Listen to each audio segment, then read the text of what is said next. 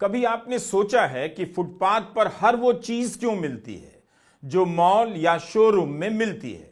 Business अखबारों में इन पर कोई लेख नहीं मिलता, ना कोई ऐसा एक्सपर्ट है जो नियमित रूप से इन विषयों पर लिखता है।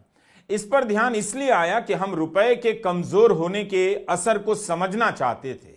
कई तरह के लेखों से गुजरते वक्त लगा कि कहीं इसका जिक्र ही नहीं है कि रुपया कमजोर होगा तो भारत का आम आदमी कितना कमजोर होगा, उसकी खरीदने की शक्ति पर क्या असर पड़ने वाला है। $1 की कीमत 86 रुपए 61 पैसे हो गई है। बहुत सारे मीम बन रहे हैं, प्रधानमंत्री अब चुप हो गए हैं, तब तो खूब बोला करते थे। लेकिन इसका जिक्र भी तो आना चाहिए कि आम आदमी, मिडिल क्लास क्यों चुप है? क्या वो अपनी हालत नहीं देख रहा? उसकी हालत में जो गिरावट आ रही है नहीं समझ पा रहा? क्या उसे पता चल रहा है कि इतनी मेहनत करने के बाद भी उसकी कमाई क्यों नहीं बढ़ रही है? रिजर्व बैंक चिल्ला चिल्ला कर कह रहा है उपभोग बढ़ाना पड़ेगा, लेकिन बता नहीं रहा कैसे बढ़ाना है। पैसा है किसके पास? क्या जितना पैसा है आम आदमी के पास उससे वह खरीदने पर लुटा सकता है? इन्हीं सवालों पर सोचते हुए हमें इस भीड़ का ध्यान आया, जिसका वीडियो इसी महीने मैंने दिल्ली के सरोजनी नगर मार्केट में रिकॉर्ड किया। इस पतली सी गली में आप ही देखिए कितने लोग हैं।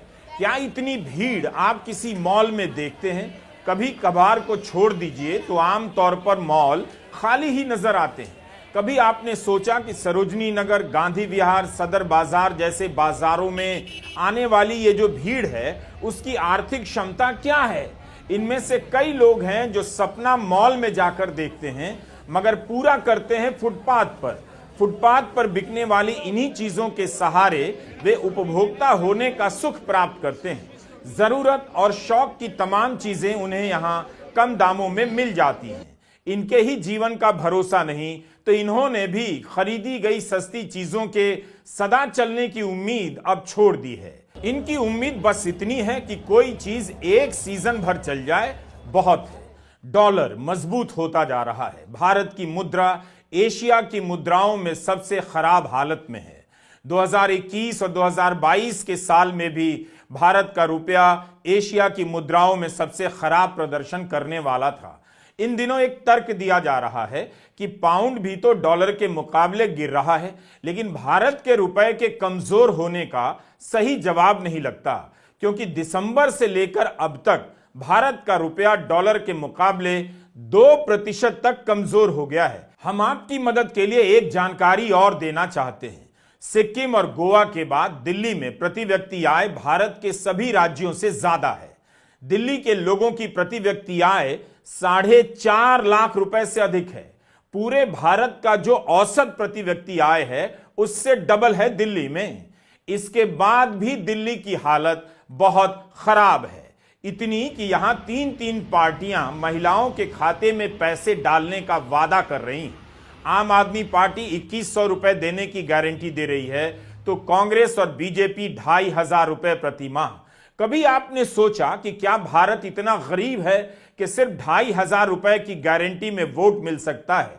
मोदी सरकार के 10 साल का भारत इस हाल में पहुंचा दिया गया है कि 2500 रुपया देकर कोई भी सरकार बना सकता है। राजधानी दिल्ली के लोगों की आर्थिक हालत यहां तक पहुंच गई है कि उन्हें 2500 का सपना दिखाया जा रहा है। इन आर्थिक नीतियों ने लोगों को इतना गरीब कर दिया है कि खाली जेब में भी 10 का नोट सोने की तरह चमक रहा है। डियर दिनेश, 2500 का यह वादा भारत की दुर्दशा की तस्वीर है। अनीता और मालती, तुम भी सुन लो। विश्वगुरु भारत के कैपिटल सिटी की यह हालत है। दिल्ली की करीब 3 करोड़ आबादी में 71 लाख से अधिक महिला वोटर हैं।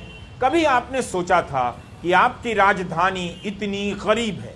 भारत का रुपया कमजोर होने के साथ साथ भारत का आम आदमी भी कमजोर होता जा रहा है।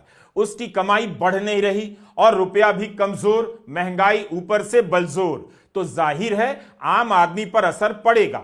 भारत एक आयात प्रधान देश है। हम निर्यात की तुलना में आयात ज्यादा करते हैं। डॉलर के मुकाबले रुपए का कमजोर होना केवल डॉलर का मजबूत होना नहीं है। रुपया अन्य कारणों से भी कमजोर हो रहा है, जिस पर बात नहीं हो रही। भारत की अर्थव्यवस्था में जो बुनियादी खोट है उसमें ठोस बदलाव नहीं आ पाया। आपने देखा होगा प्रधानमंत्री नरेंद्र मोदी जब किसी कार्यक्रम में जाते हैं उसे कितना भव्य बनाया जाता है। उन कार्यक्रमों की सजावट और विज्ञापन पर बहुत पैसे खर्च किए जाते हैं ताकि आपको लगे कि भारत कितना तरक्की कर गया है। लेकिन क्या भारत वाकई उतना तरक्की कर गया है जितना दिखाया जा रहा है? एक बार आप अपने शहर के उन बाजारों में घूम आइए जहां जरूरत की चीजें बिकती हैं। भारत का मैन्युफैक्चरिंग सेक्टर लगातार गिरावट में रहता है, या ना नौकरी दे सका ना निर्यात बढ़ा सका। फुटपाथ पर बिकने वाली चीजों में आपको चीन में बनी चीजें ही ज्यादा दिखेंगी। भारत की आबादी का बहुत बड़ा हिस्सा बहुत ही कम कमाता है। इस देश की हालत यह है कि आप महीने का 25,000 रुपया कमाते हैं तो चोटी के 10% लोगों में आ जाते हैं। पर सोचिए 25,000 कमाने वाला भी अपनी जरूरत की अच्छी चीजें नहीं खरीद पाता होगा। खाने पीने की चीजें फुटपाथ पर भी महंगी हो गई हैं। फुटपाथ के ये दुकानदार ना हो तो आधा भारत भूखा रह जाए, नंगा रह जाएगा। जो लोग काम पर निकलते हैं वो मुट्ठी भींचकर पैसे को पकड़े रहते हैं, फिर भी जब इन चीजों को खाते होंगे जेब खाली हो जाती होगी। एक साल में खाने पीने की चीजों के दाम औसतन 7.7% महंगे हो गए। खुद आरबीआई का कहना है कि लोग अपनी आय का पहले से ज्यादा बड़ा हिस्सा खाने पर खर्च कर रहे हैं। केवल रोटी और चावल की बात नहीं, सब्जियों की महंगाई, दाल, दूध, फल, तेल, इन सब के दामों में बढ़ोतरी के चलते होता यह है कि उपभोक्ता धीरे धीरे महंगाई के कारण कमजोर होता जाता है। भारत का आदमी जूते से लेकर जैकेट तक इन्हीं फुटपाथों से खरीद रहा है। इनमें से कौन टिकाऊ साबित होगा, कौन नहीं, किसी को पता नहीं होता। मगर आम आदमी के पास विकल्प नहीं, उसे यह रिस्क लेना पड़ता है और इन चीजों को बहुत देर घूरते रहने के बाद, अब विश्वास व्यक्त करने के बाद भी खरीदने का फैसला वह कर ही लेता है। अपनी जिंदगी की तरह खरीदा गया माल भी वह भगवान पर छोड़ देता है। फुटपाथ पे जूते बेचता हूँ और ये 7 साल 150 का 20-150 का है। महंगाई बहुत है, क्या करे भाई, दीदी तो अच्छे पाने हैं, वही रेट अभी है, वही रेट अभी है, महंगाई बहुत है। मैं जूते का मजदूरी करता था, अब मैं फल लगाता हूँ। 4-5 साल हो गए मुझे। अब तो पहले रुपये में 75% का घाटा हो गया था, 60% का घाटा हो गया। तो चाइना का माल आने से नुकसान हो गया हमें। पहले कारखाने में मजदूरी करते हैं, मजदूरी नहीं मिली तो जी लगा लिया था हमने। एक आदमी कितनी मेहनत कर रहा है, कितना मामूली कमा रहा है, उसकी कहीं कोई बात नहीं। गोदी चैनल देखिए या बिजनेस अखबार देखिए, ऐसी तस्वीरें नजर नहीं आती जैसी हमने आपको इस वीडियो में दिखाई। असली भारत को एकदम से गायब कर दिया। मीडिया ने मिडिल क्लास ही नहीं, आम आदमी को भी माइनस कर दिया है। बिजनेस अखबार भी रुपए के गिरने की खबर को ईमानदारी से नहीं बता रहे हैं। उन्हें बताना चाहिए कि रुपए के कमजोर होने से भारत का आम आदमी कितना कमजोर हो रहा है। भारत का दवा उद्योग कच्चे माल के आयात पर निर्भर करता है। अगर रुपया कमजोर होता रहा तो आने वाले दिनों में दवाओं की लागत बढ़ जाएगी, क्योंकि आयात महंगा होगा, जिसके कारण दवाएं भी महंगी हो सकती हैं। पेट्रोल डीजल और महंगा हो सकता है। चुनाव के दबाव में सरकार भले न दाम बढ़ाए, लेकिन इससे सरकार का आयात बिल तो बढ़ेगा ही, जिसका असर दूसरी जगहों पर दिखेगा। भारत में लोग इलाज के कारण गरीब होते जा रहे हैं। एक बीमारी आती है, पूरे परिवार की कमाई उड़ा ले जाती है। इसका हल आप केवल बीमा से नहीं निकाल सकते, बल्कि अब तो लोग बीमा के प्रीमियम से परेशान हैं। प्रधानमंत्री मोदी कभी कभी अपने भाषणों में याद करते हैं कि उनकी सरकार आई तो एम्स की संख्या 7 से बढ़कर 23 हो गई, लेकिन इसके बाद भी 10 साल में दिल्ली एम्स की भीड़ घटी नहीं। आज भी लगता है कि एम्स भारत में एक ही है। सितंबर की इस खबर को देखिए। एको इंडिया हेल्थ इंश्योरेंस की 2024 की एक रिपोर्ट में यह बात सामने आई है कि भारत में स्वास्थ्य संबंधी खर्च 14% बढ़ गया है, महंगा हो गया। इसमें यह भी बताया गया है कि लोग स्वास्थ्य पर होने वाले खर्चे का 62% हिस्सा अपनी जेब से भर रहे हैं। इसलिए केवल बीमा से काम नहीं चलेगा। राहुल गांधी रात में एम्स के बाहर खुले आसमान के नीचे सोने वालों से मिलने गए।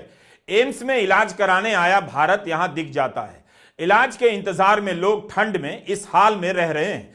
वैसे यह हालत यूपीए के समय भी रही, लेकिन नेता प्रतिपक्ष ने ऐसी जगहों का चुनाव कर इस सवाल को फिर से केंद्र में ला दिया कि महंगे इलाज ने आम आदमी को मार दिया है।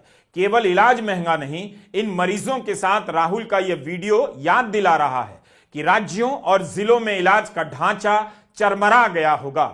अगर वो मजबूत हुआ होता तो यहां हालत बेहतर नजर आती। मोदी सरकार यहां वहां एम्स बनाने का दावा करती है, वादा करती है, हेडलाइन छप जाती है, लेकिन राहुल गांधी का यह वीडियो बता रहा है एम्स के लिए जमीन का अधिग्रहण और बिल्डिंग का बन जाना, अस्पताल का बन जाना नहीं होता। एक सवाल और है, गोदी मीडिया ने इस भारत को भी अपने पन्नों और टीवी के पर्दे से माइनस कर दिया। नेता प्रतिपक्ष के जाने के बाद भी आपने कितने चैनलों पर इलाज के मारे भारत की हालत पर चर्चा देखी होगी। राहुल गांधी ने एम्स के बाहर नरक यह लिखा है। प्रधानमंत्री मोदी कुंभ से लेकर मंदिरों में घूम घूम कर भारत को स्वर्ग बनता दिखा रहे हैं। हम बात रुपए के कमजोर होने की ही कर रहे हैं। डॉलर मजबूत होगा तो उन माता पिता की हालत पतली हो जाएगी जिनके बच्चे विदेशों में पढ़ने गए, उनका डॉलर बिल बढ़ जाएगा। भारत घटिया कॉलेजों का एक महादेश है। हर दिन उच्च शिक्षा का घटियाकरण यहां बढ़ता जा रहा है। मिडिल क्लास मम्मी डैडी और उनके सन्स एंड डॉटर्स दिन भर विदेशी कॉलेजों में एडमिशन का रास्ता खोजने में लगे हैं, बल्कि वे सही काम कर रहे हैं, करना भी यही चाहिए। अगर बाहर नहीं भेजा तो यहां के कॉलेजों में क्या सीखेंगे पता नहीं। इन कॉलेजों में पढ़कर आप आईटी सेल के लायक ही बनेंगे या आईटी सेल चलाने वाली पार्टी के कार्यकर्ता। मेरी बात को उदारता से सुनिएगा और कॉलेजों की हालत को ठीक से देखिएगा। ये वो लोग हैं जो नई शिक्षा नीति के सपनों को ठुकराकर अपने सपनों की अटैची लेकर इंग्लैंड अमेरिका जाने में लगे हैं। बस भारत को उसके हाल पर छोड़कर भारत से भागने वालों को रुपया अभी तंग करेगा। कमजोर होकर उन्हें याद दिलाता रहेगा कि आपने 60 रुपए पर तो हंगामा किया, अब 86 रुपए पर बोलती बंद है, इसलिए इतना तो सहना ही पड़ेगा। सोमवार को डोनाल्ड ट्रंप का शपथ ग्रहण है। इसके बाद जब ट्रंप भारत की चीजों पर आयात शुल्क बढ़ाते हैं, रुपया और कमजोर होगा ही, तो हाहाकार मचेगा। भारत एक आयात प्रधान देश है। हम कितनी ही चीजें आयात करते हैं, अगर उनके दाम बढ़े तो देश में महंगाई की एक और लहर आएगी। इसलिए रुपए के साथ क्या दिक्कत है, इस मुश्किल सवाल को समझना तो पड़ेगा। हमारे लिए भी मुश्किल है, फिर भी हम कोशिश नहीं छोड़ सकते। अरविंद सुब्रमण्यन अर्थशास्त्री हैं, मोदी सरकार के आर्थिक सलाहकार रहे हैं। इन्होंने रुपए को लेकर 3 बड़े बड़े लेख बिजनेस स्टैंडर्ड में लिखे हैं। कहते हैं कि भारत का रुपया तो अभी और गिरेगा, सवाल है कि कितना और गिरेगा। रिजर्व बैंक के अपने हिसाब किताब के अनुसार लगता है रुपए का गिरना जारी रहेगा। अगर अमेरिका ने आयात शुल्क लगा दिया तो यह और भी गिरेगा। रिजर्व बैंक के पास अब 2 ही विकल्प हैं, या तो रुपए को धीरे धीरे गिरने दिया जाए या एक ही बार में बड़े स्तर पर सरकने दे दिया जाए। दोनों ही मामले में रिजर्व बैंक के लिए कदम उठाना आसान नहीं। रुपया चाहे धीरे धीरे गिरे या एक ही बार में धड़ाम से गिर जाए, दर्द दोनों में होना है। अरविंद सुब्रमण्यन आगे लिखते हैं कि धीमे गिरने से अटकलें चलेंगी कि अब क्या क्या होगा, और तेज गिरने से अर्थव्यवस्था में अफरा तफरी मच जाएगी। जो भी हो, अर्थव्यवस्था को इसका सामना करना पड़ेगा। बाजार में तो इसकी भी बात हो रही है कि $1 की कीमत 90 रुपए या उससे भी नीचे जाएगी। आप कितना भी याद दिलाइए कि 2014 में प्रधानमंत्री मोदी यह सब कहा करते थे कि रुपया गिरता है तो प्रधानमंत्री की साख गिरती है, देश की साख गिर जाती है। उनके पुराने बयानों को वायरल कराते रहिए, जितनी खुशी है कीजिए। प्रधानमंत्री मोदी एक शब्द नहीं बोलेंगे इस पर बोलने के टाइम में वे किसी धार्मिक आयोजन में चले जाएंगे, ताकि आपको लगेगा कि इन दिनों अर्थव्यवस्था को छोड़ धर्म को बचाने के बड़े काम में लगे हैं।